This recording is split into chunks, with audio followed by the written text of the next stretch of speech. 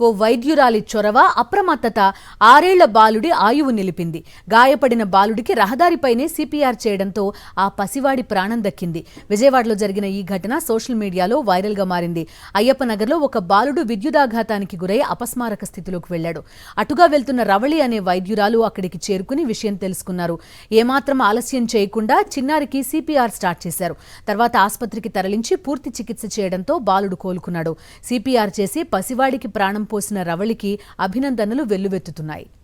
కోదాడ నుంచి వెనక్కి వస్తున్నానండి. వస్తున్నప్పుడు అయ్యప్పనగర్లో ఒక బాబు, ఫస్ట్ రోడ్లో ఒక బాబు అన్కాన్షియస్గా ఉండి వాళ్ళ ఫాదర్ బాధపడుతూ బాబుని భుజం మీద వేసుకొని రావడం చూశాను. వాళ్ళతో ఒక 10-15 మంది ఉన్నారు చుట్టూ.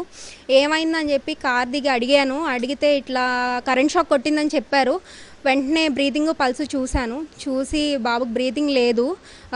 సో ఇంకా వెంటనే సిపిఆర్ చేయాలి అని చెప్పి ఇంకా అక్కడే రోడ్ మీద పడుకోబెట్టేసి సిపిఆర్ అనే ప్రొసీజర్ స్టార్ట్ చేశానండి. 5 మినిట్స్ దాకా చేశానండి సిపిఆర్. తర్వాత బాబుకి ఆ గ్యాస్పింగ్, ఆ బాబు నుంచి రెస్పాన్స్ అయితే వచ్చింది.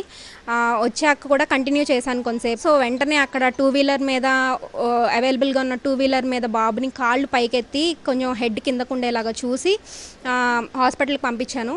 పటమట్లో ఉన్న హాస్పిటల్కి వెళ్ళేటప్పటికే బాబు కాన్షియస్లోకి వచ్చాడు. ఏడుస్తున్నాడని చెప్పి ఫోన్ చేశారు. హ్యాపీ ఫీల్ అయ్యాను.